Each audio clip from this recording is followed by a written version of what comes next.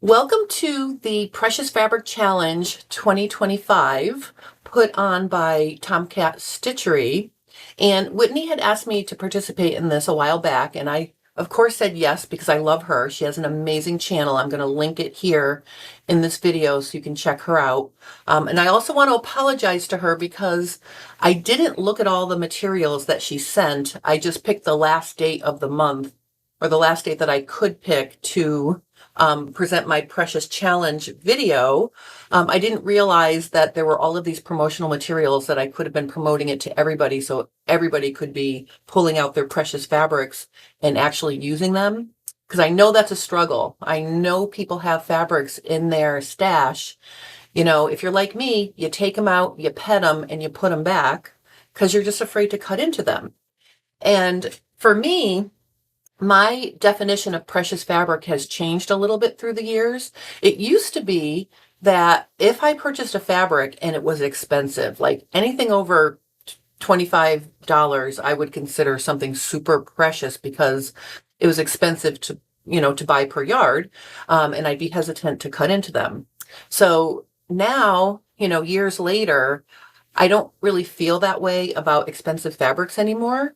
For me, precious fabrics are tied into where I got them. If there was a memory associated with going on a shopping trip with a friend, or if they were gifted to me by a friend.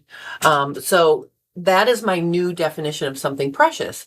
And before I left for a week-long back-to-back teaching event where I taught at two different events, my original plan for this challenge was to make the dress I'm wearing. This is my bias 3-seam dress. It starts here and it travels down the seam, travels down to the center back. And then I just have 2 shoulder seams. So it's a bias dress. And you can see I also have it here. Oops, sorry. I have it over here next to me. Whoops, I mirror image. So I'm pointing the wrong way. So I have it, you can see it behind me here. Right. So this is the dress that I made for the challenge, the raspberry tie-dye dress. Okay. And I'll talk about that precious fabric in a minute. But initially I was going to pull this fabric out. Now this is from Wool House. It's a Irish linen, and it's precious to me because I bought it the year that I was at the ASG conference when I won the French European dress form from Joe. Right there.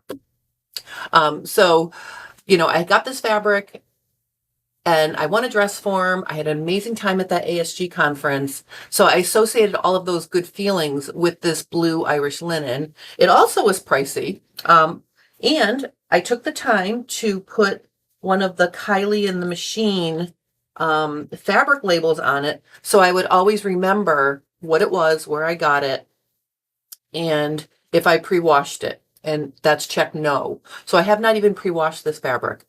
So what happened was, after I said yay to the Precious Fabric Challenge, my September got crazier and crazier and crazier. So I ended up, traveling and doing all these things. And I had a friend who had some emergency surgery. I had to help her. And things just got really crazy. So during my travels, on my back-to-back teaching workshops, I taught for the Southeast Social Sewing Escape put on by the Southeast chapters of the ASG. I was teaching bodice fitting, and one of the other teachers, Nick Coman, from dragonflycreative.art, that's his Instagram, had some fabrics with him that he was selling. He was teaching a class. I was teaching a class. Helen Hawley was teaching a class. And Londa, and I'm sorry, Londa, she's my new friend. I met her at this event. She did upcycling. So there were 4 classes you could choose from. You took one class from one instructor all weekend. It was really a great time. But Nick brought some of his special fabrics, and Nick and I have been friends for a while now. And it's very rare that I get to see him. So he showed this fabric and this fabric, both of these fabrics, during lunch the day before it ended as some hand-dyed fabrics that he brought to sell. Now, nobody purchased them. So on Sunday, I'm like, Nick, did you sell those fabrics? He's like, no. I'm like, well, I'm buying them, because whenever I see fabric that catches my eye, it's silly not to buy it. And plus, this is a twofer, because now I have Nick Coleman original hand-dyed fabric. So super excited about this. Instead of working with my stash precious fabric, I got so excited about my new fabric over here that I decided that I would work with that for the challenge instead. And the reason why is, I'll be completely honest with you, I didn't have to pre-wash it, because Nick assured me that it has been washed so many times during the dyeing process, all the shrinking problems were over. So what I did was I cut out the dress. And I'm just going to stand over here to show you. This dress I'm wearing is also one of my precious fabrics. I got this at Metro Textiles during the ASG conference when it was in New York City. And I got to hang out with all my friends. And I met Trisha from Creative Costume Academy, which was so exciting. So I almost, this dress holds a lot of fun memories from the National ASG conference and meeting Trisha and hanging out with Katrina and Carol, and it was a fun time. The fun fact about this dress is, as I wore it and washed it, it kept getting tighter and tighter. And if you follow along with me, you might have seen my cool tools where I showed how to use my Trader Joe hair wash to soak this in cold water, and then I put it on my ditto form, which is my exact replica, and it stretched it back out to shape. So I saved it, and now I have to be really careful when I wash it. I think I'm going to just hand wash it in cold and then put it on my ditto form to dry so it stretches back to my shape. But the reason why it kept shrinking is I think there's a little bit of wool in it. So it's not 100% Italian linen like I thought it was. It is a little scratchy, and the more I washed it, honestly, the scratchier it got. So it became more obvious that there was something else in the fabric than just linen, and that's why it kept getting smaller. So this fabric, this precious fabric, almost shrunk to death, but I was able to save it at the last minute.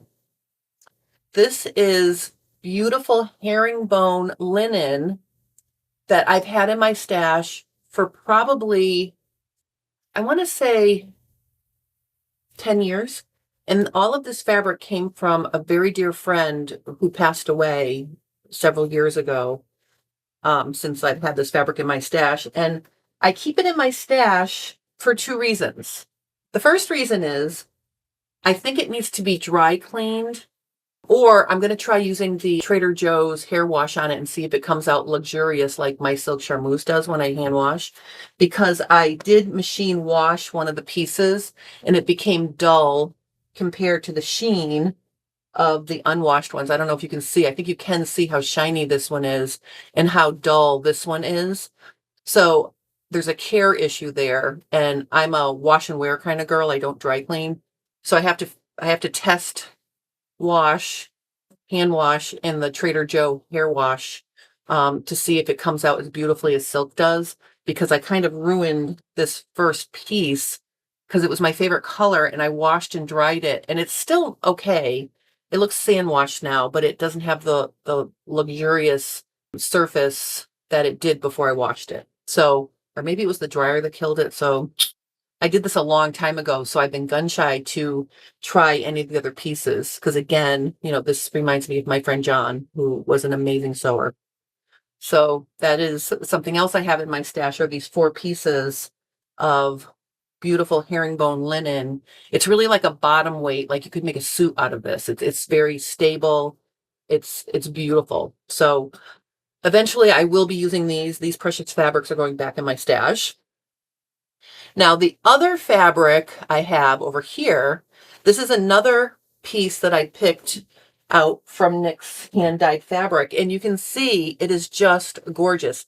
So this is a precious fabric that I am really going to try not to hold on to much longer. I'd like to actually make a winter version of the dress I'm wearing out of this silk. But it's risky for me because it's got a lot of colors in it that are usually not Jennifer friendly, like yellow and orange. But it also has the deep burgundies up at the top. So I'm going to try to use my one-piece dress pattern and position it in a way where all of this gorgeous, vibrant orange and yellow that is not my friend is down by the hem. But it definitely goes into my precious fabric pile because, again, my friend Nick dyed it.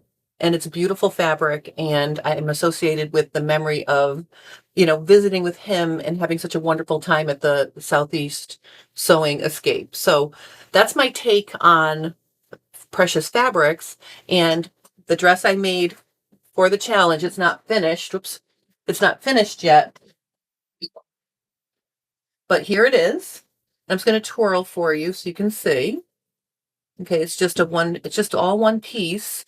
I love how the back is mostly that deep raspberry color. And I'm going to wear it in Houston when I go to teach at the Houston Quilt Festival coming up this Sunday. And actually, I'm teaching my bias class, so this will be a fun new dress to wear during class. So this is my Precious Fabric 2025 challenge. If she asks me again next year, I'm going to do a much better job with it. She made beautiful, easy to use promotional information that I should have been posting all month. So again, I apologize, Whitney, that I slipped off the wagon on that piece of it, but thank you for having me. And again, if you're watching this and you haven't heard of TomKat Stitchery, check the link below for her channel because she has amazing fitting videos on there. And I had the chance to meet her during a podcast that I was participating in earlier this year. So very, very cool. And this was really fun, even though I didn't promote it like I should have been. I was thinking about it all month. So it really sort of, delved, it really got me thinking. And I really spent the month thinking about it. So thank you for having me. I hope anyone participating in the Precious Fabric Challenge 2025 delved into their stash and made something lovely from a fabric they've been saving in there. So thank you so much. And I hope you guys have a wonderful rest of your day.